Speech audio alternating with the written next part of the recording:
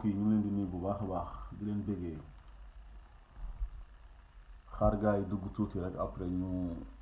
def benn live bu gàtt rek waxtaan ak suñu mbokk sénégalais yi comme ni ñu koy waxee saa su nekk rek comme ni ñu koy defee tamit ni ñu koy defee ak ni ñu koy waxee saa su nekk waxtaan ak sénégalais yi waar leen xam naa nag pour ñu waaru moom yombul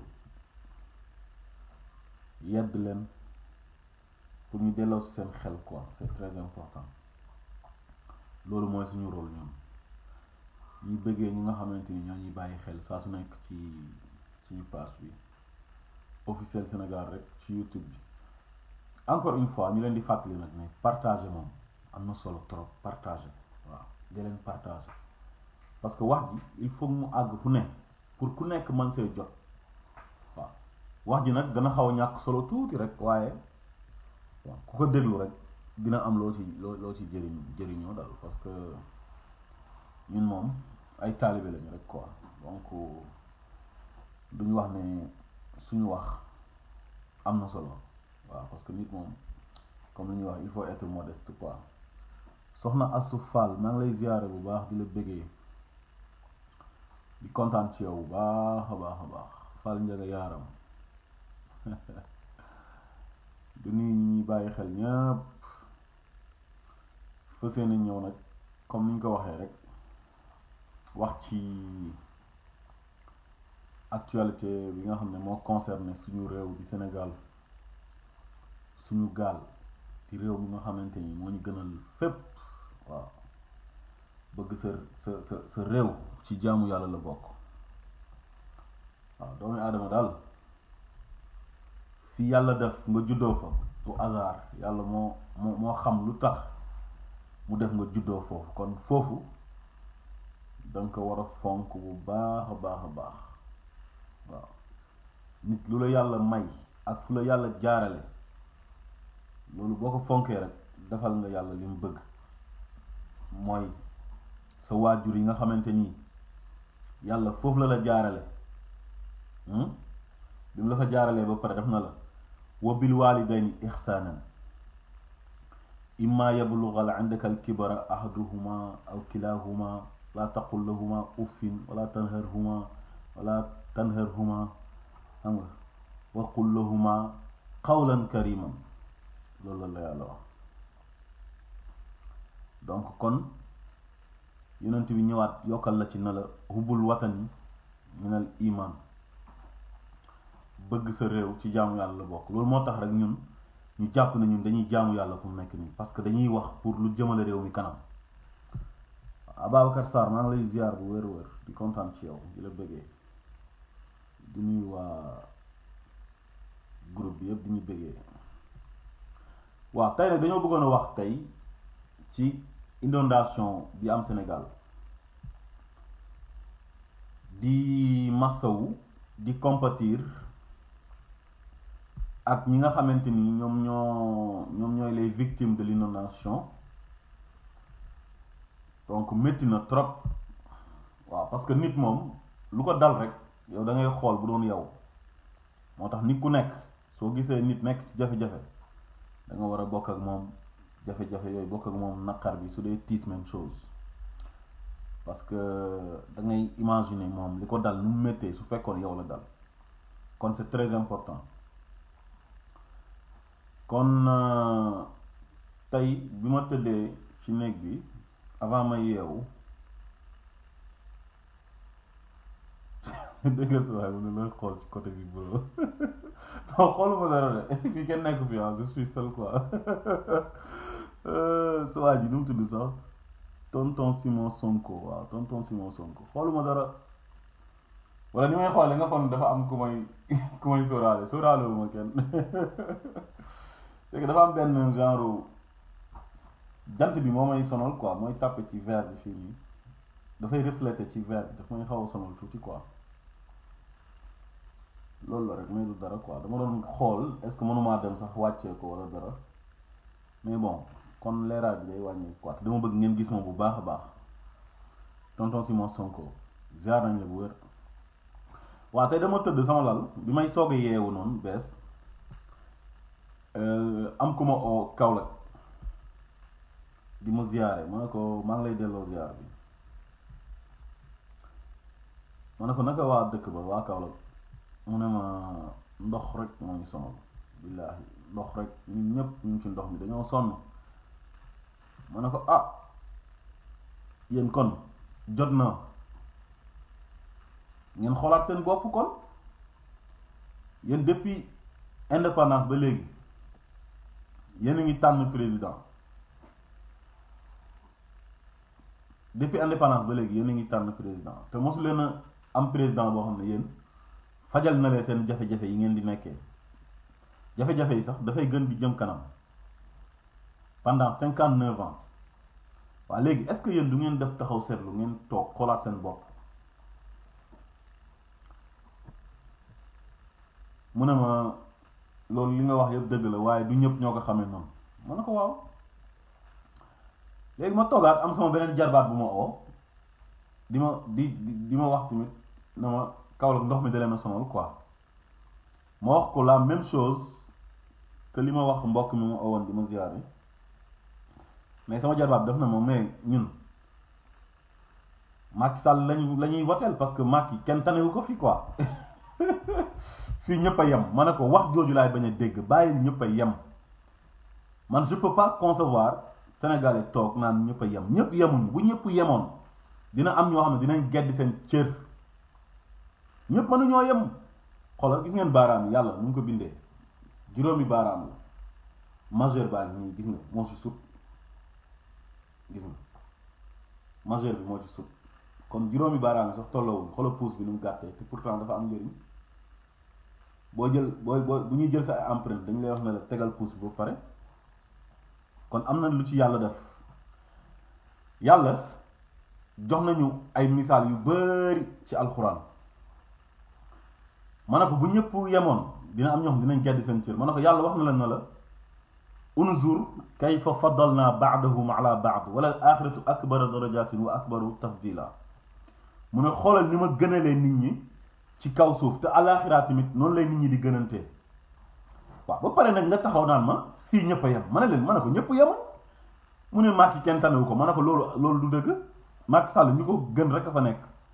tane ko gën ko ñoo xamante ni ils peuvent faire mieux que lui ma ne ko xam nga lan ngeen war a bàyyi il faut que ngeen jéem a conscientiser seen bopp quoi nit ñi ñu ngi leen di conscientiser mais yéen tamit il faut ngeen góorgóorlu parce que moom xale la ma ne ko li dal mag ñi bul nangu mu dal la di tànn nit ci ay yaama neex ma ne ko man du ma tànnee noonu président ma ne ko je n'ai rien contre Macky Sall en personne mais dafa manul xam nga dafa am ñoo xam ne yàlla da leen di bind dañuy bëgg mais duñ man dafa am ñoo xam ne mënuñoo jiite réew dafa am ay critères yuy nekk ci nit ki pour mu mën a jiite réew mi mais ma ne ko fekk bàyyiwu leen tànn ci yaama neex yaay sol mbub mi xam nga bi mu fi ñëw dafa créé benn ñaw mooy ñawam boobu noonu muy sol am génnee ki teg ci xawma daal xawma ñaw bi sax nu mu tudd man bi mu génnee bees gars yi Macky Sall lañ ko tuddee woon donte ñaw bu yàgg la woon mais dafa ñëw mu revaloriser ko quoi yéen comprendre nit ki du ñëw dafay ñëw nga ne ay diw moo rafet ay diw moo ma neex wala diw am naa diw problème rek xam nga soxla na réew mi man dama koy jox réew mi xam nañ nga trompé wu benn yoon comme man mën naa juum benn yoon mais bu ma dara man su fekkee ne dama ne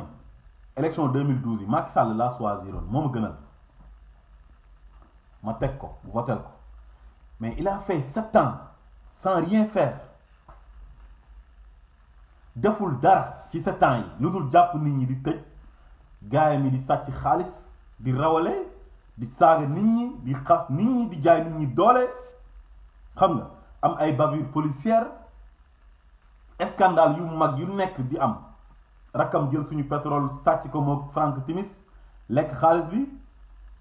loolu mooy bilan 7 ans waaw yow léegi nag man bi may tànn njiit c'est pour que mu régler problème mu dëkk bi donte nit sax mënoo régler yépp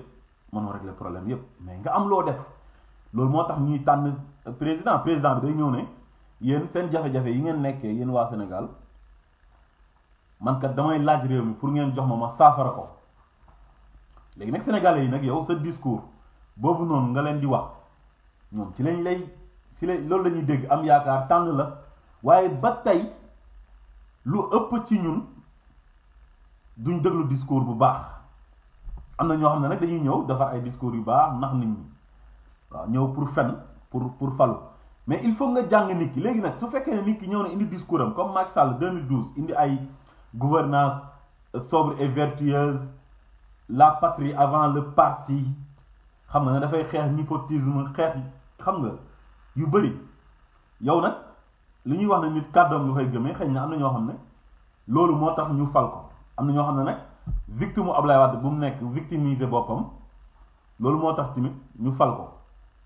yaa ngi comprendre am ñoo xam ne yaa ma neex lañ ko fale mais ak nu manti doon yow soo ko falee ci yooyu yëpp ma wax 7 ans deful dara saafarawul dara mais nag 2019 bi nag nga ne ah man xaaral ma jël sama ay matuwaay kii kat lu taxoon ma teg ko fii moom defu ko c'est très important yooyu dafa jar a bàyyi xel loolu laa wax sama jarbaat bi ma ne ko dee leen tànn nit ci bilan mais bu leen di tànn nit yaa ma neex ma ne ko man sama mag bu ma bokkal ndey ak baay su ñëwoon nekk candidat te indiwul programme bu ma doy du ma ko votel réew bi caaxaan ñu ngi nii nekk ci ay jafe-jafe seen inondation yi di leen bëgg a rey te président bi ñëwut saafara ko te Kaolack ñoom dañoo votel Macky Sall presque à 90%. dañ kaa votel à 10%. léegi ana lu mu leen defal ñoom est-ce que mu ngi ñëw wëllu si leen ci seen inondation yi moom ma nga ca palem ba ak 80 milliards am non astafurlah 8 milliards am yoo xam ne nee nañ moom mooy caisse noire am 8 milliards ñu ne mooy sa caisse noire te 8 milliards yooyu noonu kenn du ko contrôler kenn du ko auditer moom kenn rek moo ci noos di ci def lu ko neex kenn du ko ci laaj dara amul benn compte bu muy rendre kenn ci 8 milliards yooyu noonu ñu koy jox est-ce que loolu jaadu na dans un pays pauvre comme le Sénégal dans un pays pauvre comme le Sénégal avec tous les problèmes qui prévaut actuellement ñu jël 8 milliards di ko jox benn doomi aadama moom mu nangu ko moom doomi aadama boobu ngeen ne ngeen nit kooku ku baax la kooku borom yërmande la mais je suis désolé nag yéen tamit bàyyi leen di nekk suq wala ay larbin ñu leen di def lu leen neex réew mi ñu ñoo ko bokk ñun ñëpp amul kenn ku gën sa morom ci réew ma bu leen nangu nit di leen gën nit ki ñu def ko président ça ne veut pas dire que ne moom moo war a nekk ci sa kaw moo la war a gën wala yow jaamam nga sa xaalis yow ñu jël ci 8 milliards de francs CFA jox ko benn doomi aadama ne léegi kii nii moom lañ fal jox nañ ko 8 milliards te du ñu rendre compte ci 8 milliards yi xaalis dafa war a am traçabilité dafa war a leer xaalis dañ koy auditer réew yi nga xamante ni transparence am na fa yëpp ak bonne gouvernance buñ joxee président bi caisse noire wala lépp luñ ko mën a jox frais de mission yi ak nuñ ko mënti tuddee dañ koy comptabiliser te dafay leer te xaalis dañuy xam fan la koy dugal yow imaginer suñu joxee Macky Sall 8 milliards ne ko léegi yow kenn du la ci laaj dara kenn du ko auditer mais mën na ci def ba def ci loo xamante ni ça n'a rien à voir ak gouvernance am ak ay charges présidentielles am nee naa leen 8 milliards yooyu noonu ci lay nekk di ci corrompre ay nit ñoo xam ne gëmuñ dara mu corrompre leen ci 8 milliards mooy juge yeeg yi nga xam ne nangu nañ ko waxuma juge yëpp nag ak ñenn ñuy kilifa diinalu di woote ay affaires yi sëriñ parce que mënoo nekk sëriñ ba pare ñu lay jënd loolu c'est impossible boo nekkee sëriñ gëm yàlla représenter yàlla ci kaw suuf parce que al ulama warasatul anbiya borom xam-xam yi mooy sëriñ yi ñoom ñoo donnu yonent yi kon ñooñu waruñoo nekk di jël xaalisu ger waaw ak ñeneen ñi nga xamante ni dañuy créer parti di wane ne ñoom dañoo bëgg Sénégal te bëgguñu réew mi di coow di show di attaquer président bi ba mu oo leen mosal leen dara te loolu rek moo nekkoon objectif bi ñu delluwaat ci moom daal di noppi wala di ko faral di ko jàppal tànk ne continuer nekk seen avocat gis ngeen ko ci Maître El Hadji Diouf lu mu fi waxul Macky Sall amut waaw yàq na fi Macky Sall lu mel ni xamee heureusement nag vidéo yi ñu ngi fi mu ngi ci réseaux sociaux yi mu ngi partout chaque jour ñu tegal la benn wax boo xam ne démb yaa ko waxoon mu contradictoire trop ak li ngay wax tey yooyu lu jar a moytu la alalu àdduna jaru ko nit da ngay gore ba dee moo tax man comme Maître El Hadji Diouf du ma am lu bari lu may commentaire ci moom parce que du ko jar daal nit daal yow da ngay xool rek li nga xam ne moom nga doon wax démb ak li ngay wax tey waaw soo nangoo nag ñu jël la di la utiliser xam nga bu ko defee sénégalais yi di la saaga di la xas fekkee da ngaa am njaboot sa njaboot chaque jour di seetaan internet bi di seetaan télé gis nit ñi di la xas di la saaga di la attaqué su fekkee nangu nga ko ndax alalu àdduna kooku moom yow la sa bopp la quoi fii daal man a amila saalihan fa li nafsihi ku nekk daal lépp loo def yow sa bopp nga ko def lu waay rendi ci sa loxo lay nàcc te ku jaaxaan di saw tamit sa bopp rek ngay saw waaw léegi kon ma ñëwaat ci 8 milliards yi président léegi président boo xamante ni ñëw na Sénégal gis Sénégal jafe-jafe yu fa nekk nga ne yow da ngaa am yërmande nga ne yow da ngaa bëgg sa réew patriote nga ne da ngaa bëgg a liggéeyal réew ñu jox la 8 milliards da ngaa war a bañ non man 8 milliards doyoo ma ko dara 8 milliards billaahi ku ko defoon ci assainissement wu Dakar tuuti dina régler lu ndaw sans compter nag ak yu ñuy sàcc xaalis bi ministre yi di sàcc bi directeur généraux yi di sàcc ak agence yuñ créé yoo xam ne amul benn sens ak institution yi mooy au conseil des collectivités territoriales amul benn njëriñ sénégalais boo dajeel tey ci mbedd mi laaj ko luy njëriñu loolu mu ne la xawma ci dara man mii sax xawma luy njëriñu conseil économique et social environnemental amul benn njëriñ man xawma njëriñam man te yooyu yëpp ay institution la ña fa nekk ñu ngi leen di fay jox leen ay oto di leen ci defal carburant yaa ngi comprendre gouverneur ñu ñëw ci gouverneur président bu toog actuellement Sénégal te bëgg réew mi da ngaa war a supprimer gouverneur wax leen ma gouverneur ban njëriñ la am Sénégal wax leen ma ko rek ban njëriñ la am Sénégal su fekkoon dañ ne Sénégal république fédérale la comme Nigéria wala comme États-Unis république fédérale France du république fédérale moo tax amul gouverneur ay préfet la am waaw léegi république fédérale mooy soxla gouverneur parce que fédération la par province la province bu nekk nga teg fa gouverneur mu amee loi wu boppam boo demee Allemagne fédération la moo tax dëkk yi nekk région bu nekk dafay am loi wu boppam dañuy uute léegi gouverneur u Sénégal yi laa leen di laaj ban njëriñ lañ am lu dul xëy toog ci palais ba ci gouvernance ba ñu leen di fay ñoom ak seen njaboot ñu nekk fa di utiliser courant wu Sénégal ndoxu Sénégal te duñ ci fay dara jox leen 4x4 di leen fay par weer lu ñuy liggéey wax leen ma ban ku nekk ci benn dëkk ci benn région wax ne gouverneur bi lii mooy liggéeyam ñun on n'a pas besoin d'un gouverneur Sénégal on n'a pas besoin des gouverneurs nous avons combien de raisons 14 raisons chaque région un gouverneur un préfet département bi am sous-préfet encore xoolal charge boobu noonu ba pare mu génn di ñu wax ay train de vie de l'État mais préfet yi am nañ njëriñ sous-préfet yi am nañ njëriñ parce que préfet moom moo yore ordre public bi mooy organiser élection yi ci région bi moo yore ordre public bi affaire yooyu noonu mooy joxe autorisation yeeg yëpp yu bari moom moo ko gérer foofu xam nga kon préfet am na njëriñ léegi yow booy wax train de vie wu état yooyu yëpp da nga ko war a xoolaat conseil économique et social amul njëriñ dindi ko environnemental au conseil des collectivités territoriales ak au conseil des dialogues xawma lan ak lan yooyu yëpp da nga koy supprimer poste gouverneur ba pare yow nga dindi sa 8 milliards ne soxlawu ma 8 milliards parce que Sénégal yi dañoo am problème yow yaa ngi am 8 milliards ba pare naan train de vie de l'État dafa cher ba pare nga def 7 ans nekk seen balaxal mada def lu leen neex toog ba sa dernier mandat entre guillemets loolu la ñu gëmloo xaw ma ndax man moom gëwma na bi mooy dernier mandat yam parce que ni muy doxalee nii xam naa ne bii du dernier mandat yam dinaa si ñëwaat léegi ci kanam waaw léegi yow nee nga train de vie de l'état dafa cher ba pare li ma lim yëpp di continuer di dox te yooyu ñoo ëpp doole fuuf yooyu lu gis nga yooyu bu ñu dajale woon budget bi yëpp li ñuy fay gouverneur yi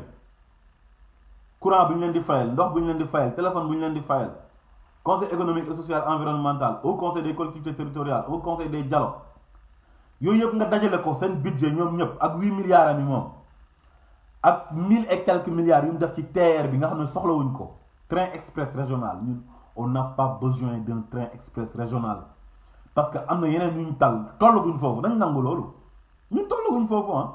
bés bu ñu ko demee ba toll fa nag ba régler yenn problème yi nga xam ne mooy priorité bi voilà jombuñu mais nañ lijjanti maanaam jafe-jafe yi ba pare li nga xam ne moom mooy priorité yi quoi yooyu bu ñu ko lijjantee ba pare ñu soog a jublu ci yéen waa léegi nag yow budget yooyu mën a limal yëpp bu ko dajalee moom loolu ñaata hôpitaux la mën a tabax ñaata plateau médical équipé hôpitaux yi mu baax ñaata médecin la mën a fay ñaata spécialiste la mën a fay parce que réew il faut que nit ñi lekk buñ feebaree faju loolu c'est le minimum nga assainir mbedd mi sax au moins mais assainissement pendant 59 ans tu n'es pas capable d'assainir le Sénégal nga ñëw ñu lay invité ci ay ndajeewu G7 nga toog te yow pendant ce temps sa dëkk ña nga ca ndox ma ñu ngi patauger dans l'eau inondation baa nga ñu bëgg a rey nañ waxante dëgg waa ji dafa mënul ba pare li muy gouverner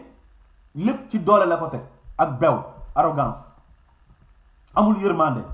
te yàlla bi mu yónnee yonent bi sax daf na ko wa maa arsalnaaka illaa rahmatan lil alamin dama laa yónni ci alam bi maanaam monde bi ci nit ñi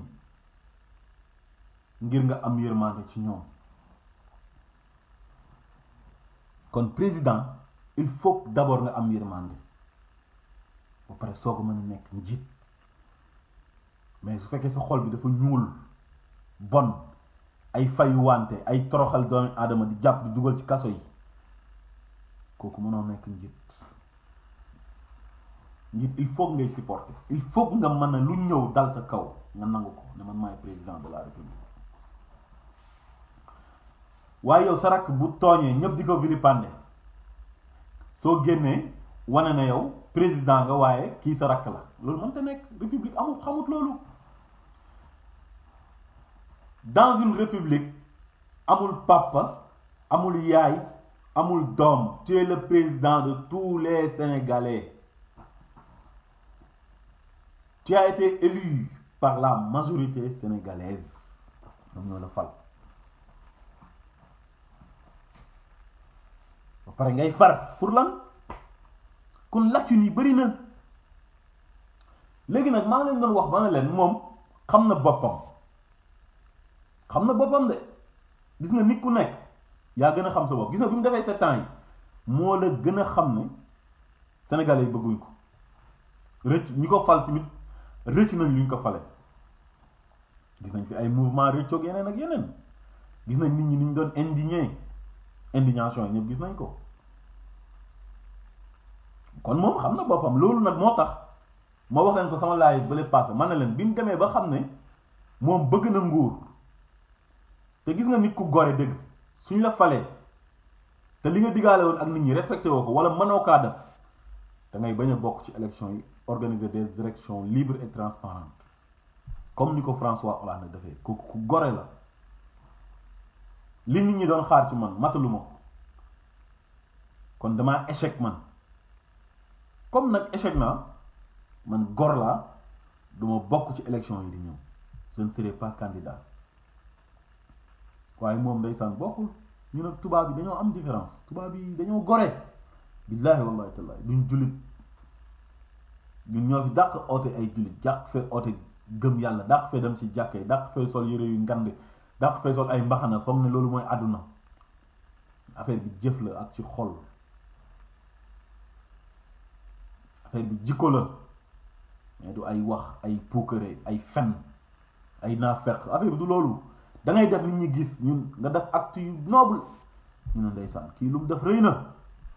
moom nag 2019 noonu la na doon def mais malheureusement gorewul nekkul ku gore baadoola la nan la def bi mu xamee ne làmbaay day ñaaw Khalifa Sall la njëkk a jàpp tëj ko ci kaso bi tooñ ko ba pare tëj ko waaye bés bu ko yàlla àttewut ak Khalifa Sall billaahi wallahi watallaahi ñun danañ xàcc barke alquranul karim su fekkee ne yàlla am na billaahi wallahi watallaahi dina ko àtteeg ñun sénégalais yi ci tooñ yi ñuy tooñ dina ko àtte tamit ak Khalifa Sall ci tooñ bi ñu ko tooñ parce que ñun Khalifa Sall seq ñun moom dara dañuy wax yàlla tax mais niñ ko tëjee c'est injuste c'est arbitraire récemment def nañ ko Guy Marius Sagna jàpp ko tëj ko 1 mois te defut dara mais loolu àq la xoolal àq yooyu bu leen toppee moo tax li leen di dal nii di leen dal mais waa ji gis nga dafa doy waar amul dara lu muy réccu te du dellu ginnaaw amul dara lu muy regretter ci li muy def xam nga tey des fois nit mën ngaa def benn affaire Sénégal yi génn nga seetaan leen ñu dal sa kaw xam nga moom day seetaan doful dina seetaan dinañ ko jokk dina xam li xew ci biti yépp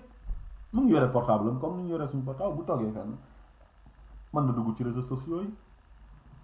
tuddee boppam lu ko neex di xool wala ay gaay wan ko muy gis ñun ñii lu ñuy wax ak ñeneen ñi indignation bi ak erreur de communication yi muy def mais président boo xamante ni yow nite nga yooyu yëpp boo ko gisee doo dellu ginnaaw waaye moom heure bu defee erreur du dellu ginnaaw daf naan du ma dellu ginnaaw bu génnee defaat lu gën a bon xam nga bi mu fi génnee ci Korité bi di wax ne Aliou Sall sama rak ñëpp ñaawlu nañ ko mu ñëwaat RFI ñu interviewé ko muy weddi 10 milliards yi ne loolu ay waxu caaxaan la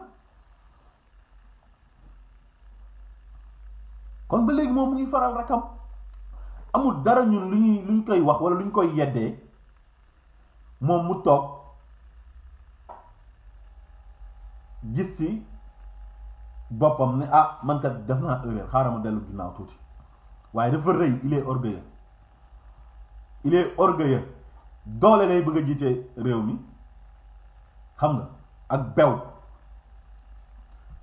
te loolu ñu duñ ko nangu parce que moomuñu ñun ginaaru kenn nenuñu te Sénégal kenn moomu ko dañuy wax ba xar ba dee laa la wax ba waaye yow dañuy wax ba dee lu ñu si dal baax na ñun duñ toog kenn ni ñu noot ñun fii kenn dañoo moom ñun dañuy wax ba mu neex ni lu ñu ci fekk bëgg nañ kenn moomu ku ñàkk fayda rek mooy toog ay nit ñëw sa dëkk ñu jox leen réew mi ñuy cëxatee alalu réew mi di def di n'importe quoi nga toog di noppi te doo wax waaw képp kuy wax ci réew mi ñu muy doxee ak ñoom seen màgg yi ñuy def ak seen mal gouvernance bi képp ku toog nekk sénégalais te waxoo ci yaa ngi bàkkaar soo mënul wax nga bind ñu xam ne yow mi bëgg nga réew mi waaye gis loo xamante ni jaaduwul ba pare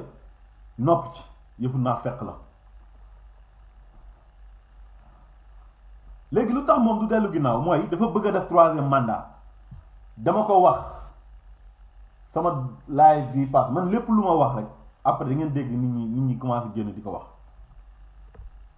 parce que damay def ay jàngat yoo xamante ni damay xam ne lii fii la jëm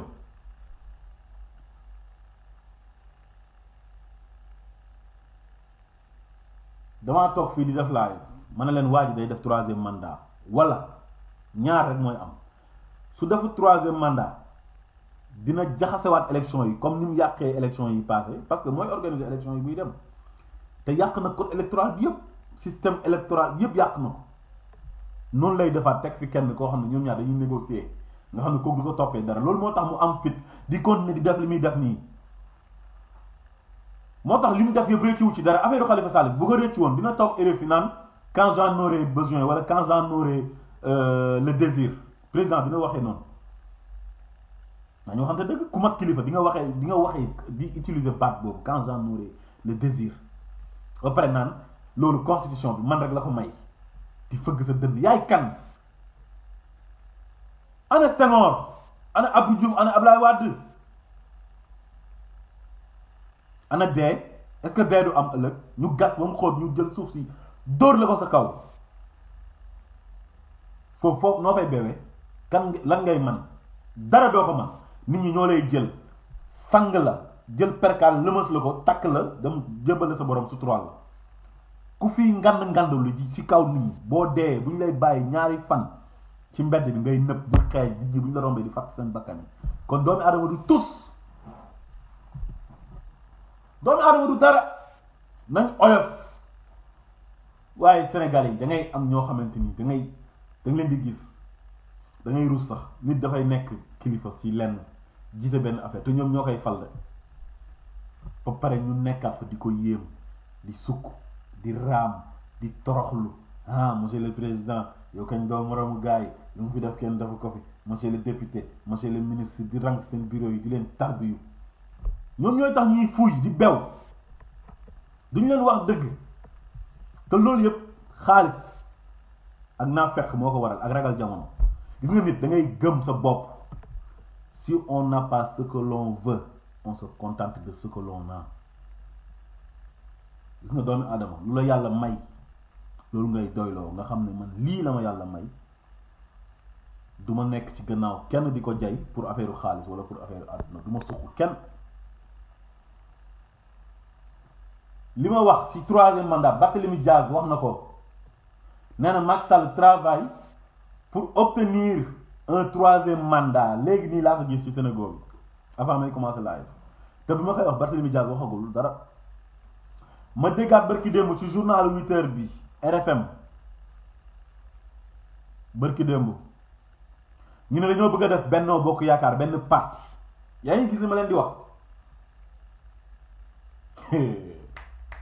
xam nga Benno Bokk Yaakaar bu ñu ko defee benn parti bu am doole xam nga parti ci nekk bëri na AFP PS ak ñoom ñu nangu ko dañuy waxtaan ak waa ji na leen man def naa fi ay jëf yu ñaaw yoo xamante ni ak ay erreur yoo xam ne day indi affaire vengeance te su ma demee rek du baax ci man du baax ci sama njaboot mënumaa bàyyee noonu réew mi il faut qu'on trouve une solution soit dañuy jël Benno Bokk Yaakaar daf ko benn parti wala mu dem uuti benn waay boo xamante ni da koy imposer sàccal ko élection yi kooku gagné comme ni mu sàccee élection yi parce que les Sénégalais sont passifs la passivité des Sénégalais boobu moom xam na ko si noonu la ñuy diriger bés bu ko defee du mujj fenn parce que def na fi lu nekk du mujjul fenn lu nekk def na ko fi mujjul fenn léegi nag yooyu mu doon def noonu da doon napp Sénégalais di xool léegi dem na nag ba napp ñu ba xam ne ñii ay yambar lañ jeunesse bu tàppet lañ am toog naan ataaye génnee ay fecc génnee ay expression loolu lañ fa nekkee mais duñ jóg mukk wàcc ci mbedd mi pour xeexal seen réew ay benn tey jii Guy Marius Sagna tey nga xam ne man dama ko def référence ci wàllu activisme tey sama référence la ci wàllu activisme Guy Marius Sagna dama ko bëgg suñ amoon 3000 Guy Marius Sagna Macky Sall du ñu fontoo kon mbedd mi 3000 personnes bu wàccee ci mbedd mi billaahi wallahi tallahi dina dellu ginnaaw wala ñu fekk ko ci palais bi def ko lu bon boobaa police ak armée beeg ñëpp kenn du ci man tous parce que peuple bi ñoo leen ëpp doole ñoom ñëpp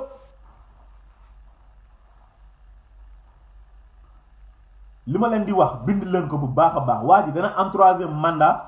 wala ilaa bu teg fi keneen pour dem am jàmm gis nga Benno Bokk Yaakaar boobu ñu ngi ciy wax ne dañ koy def parti ma jox leen information boobu ñu ngi waxtaan pour def ko benn parti nga xam ne bu ñu nee ba 2024 ñoom ñooy organiser seen élection teg seen candidat gagner seen ay élection parce que président sortant bi moom mooy organiser les élections Aly Ngouille Ndiaye mii du fi jógee léegi parce que li mu bëgg moo koy defal bi ñu ko waxee ne ko jëleel Aly Ngouille Ndiaye ci élection yi nii passé jëlee ko ministère de l'intérieur daf ne du ma ko def ni mu ko waxee ngay xam ne kii bu dafa am lu mu prémédité ba pare te bu plan bi bu Aly Ngouille Ndiaye def ci bokk moo ko mën a defal loolu bu koy dindi di ñàkk affaire soo ko waxee waxu deuxième tour mu ne la non man bëgguma dégg deuxième tour parce que président bu dem deuxième tour tu perds les élections à chaque fois day wane boppam day def ay aveu te du ko tay affaire Khalifa Sall bërki démb def na ay aveu te tay ko ba pare dafa am benn haine bu nekk ci moom bu muy jàppal nit ñi te njiit du mel noonu mosul leen ko dégg mu tudd prononcé turu Khalifa Sall bi mu jotee ak moom ba léegi kenn xamul nag lu mu jotee ak moom ambition présidentielle la Khalifa Sall am rek mu jóg commencé guerre ak moom du tudd Karim Wade du tudd Khalifa Sall te yow nga ne yaay président yaay njiit da ngay joxe le bon exemple mais moom ay compte personnel am lay réglé ak nguur gi doole ji ñu ko jox da koy jël comme li commissaire bi defoon rek loolu la defoon loolu lay def chaque jour moo tax commissaire bi amoon fit def loolu doole ji le peuple bi jox nga koy régler ses propres comptes commissaire bi ci moom la ko gisee def na ko fi Fatick dem ñu ne ko monsieur le président comme vous avez oublié votre carte d'identité nationale nous sommes désolés mais vous ne pouvez pas voter mu ne je vais voter par force en 2007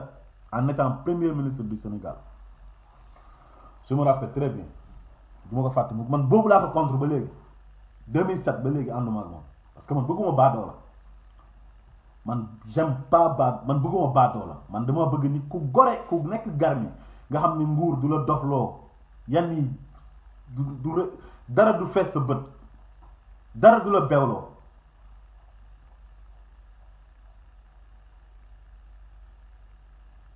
waaye yore nguur rek beew kon daal troisième mandat bi maa ngi lancé appel sénégalais yi bàyyi leen ma xel bu baax lu ma leen di wax dina ko am wala mu teg fi keneen organiser élection yi comme ni Abdou Aziz bu Mauritanie def teg fa kenn par force teg ay policiers ci mbedd mi ku wàcc ñu duma la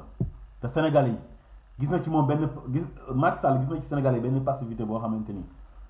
lu mu bëgg a def instant bi dina ko def instant bi xam nga kan moo ko dese Sonko moo ko dese dina xeex Sonko ba Sonko du nekk président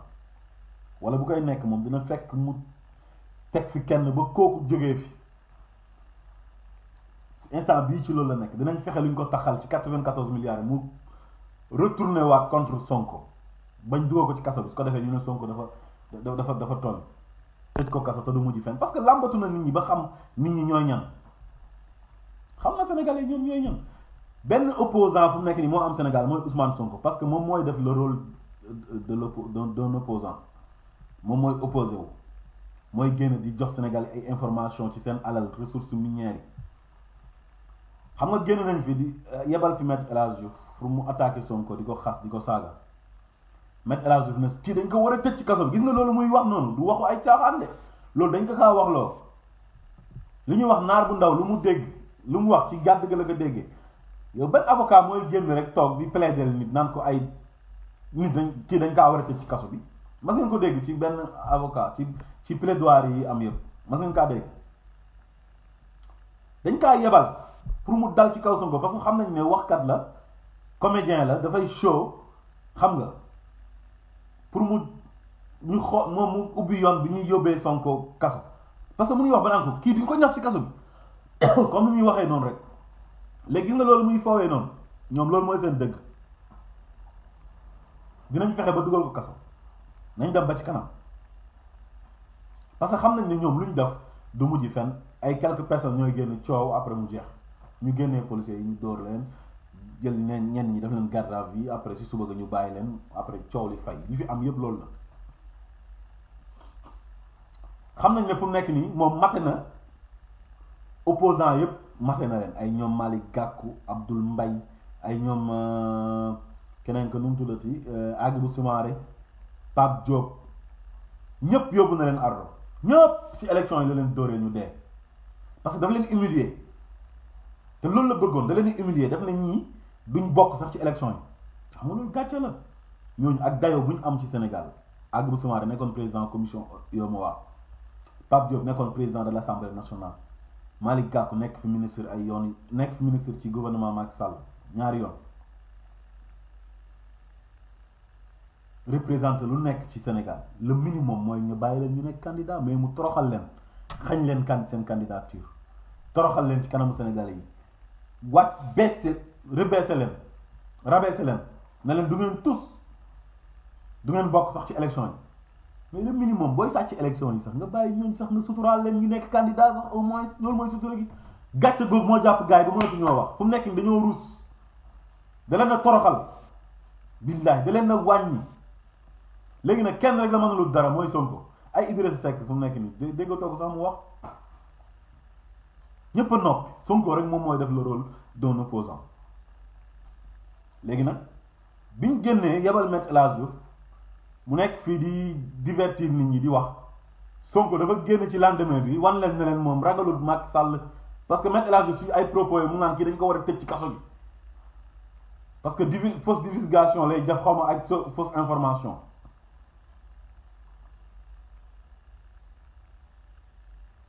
léegi nag Sonko pour mu wan leen ne leen man tàppetuma Macky Sall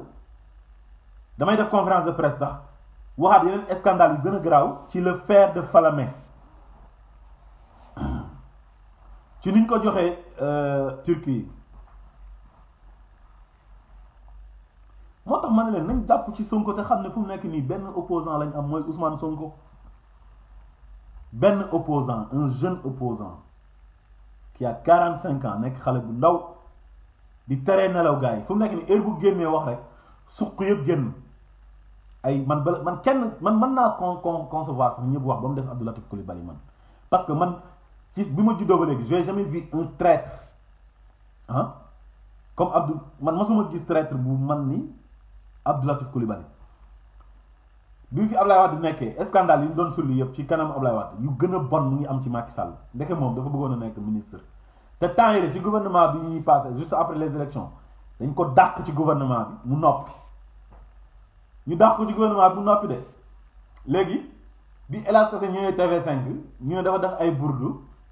léegi ñu delloo war ko pale nag mu commencé di waxaat xam nga kooku jaam la kon yow ñii ay duñu ay gor quoi billahi wallahi taala ñii bu leen Sénégal yaakaar Sénégal du dem fenn ay workat lañ nguur rek lañ gëm Latif livre ñu doon bind yëpp nekk tekkeetu tous ci temps yi Abdoulaye Wade kooku kan la mën a yedd wala kan la mën a taxaw di wax nit ñi di ko déglu Abdou Latif Coulibaly il ne représente rien Sokone sax mënu faa nekk tous dara mënu ko faa nekk Sokone bu mu dëkk benn waaye bu ñuy wax Petit Gueye moo ko dóor ci élection yi dóor yi métti élection locale yi tekkiwul dara baadoola la nguur rek la gëm moom ñeneen ñu àndal ñépp léegi bu Sonko génnee wax rek day yëngal république bi gouvernement bi yëpp day yëngal su ko defee ñoom ñëpp dañuy daw ay Aminata Touré muy ridicule moom noonu xam nga xam ne fii lañ ko def premier ministre dàq ko indiwaat ko mu nekkaat ay conseil économique social environnemental di défendre l'indéfendable nekk avocat di jàbb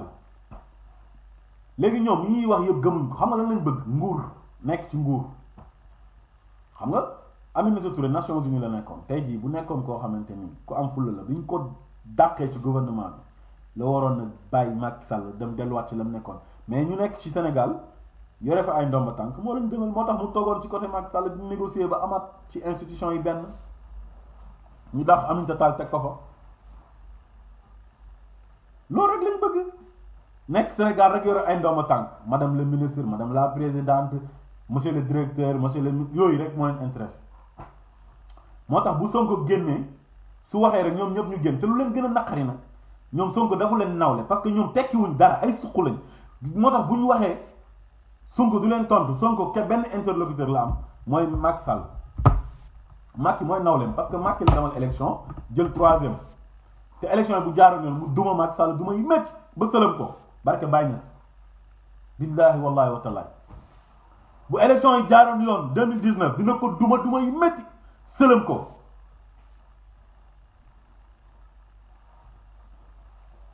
waaye jaarut yoon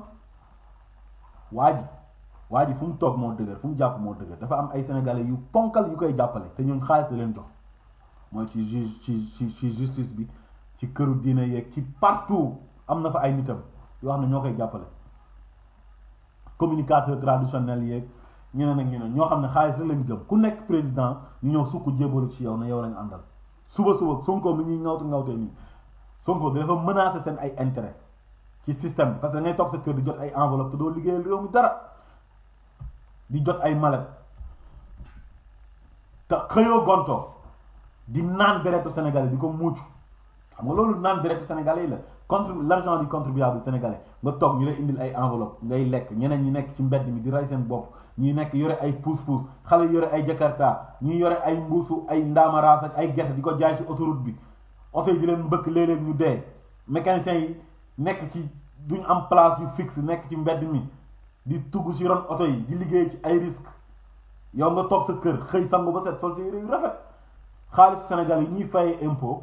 ak suñu ay taxes ñu koy sàcc di la ko jël di la ko jox nga noppi na miig nekk complice su état bi réew moom fan la jëm ak kañ lay avancer nañ waxante dëgg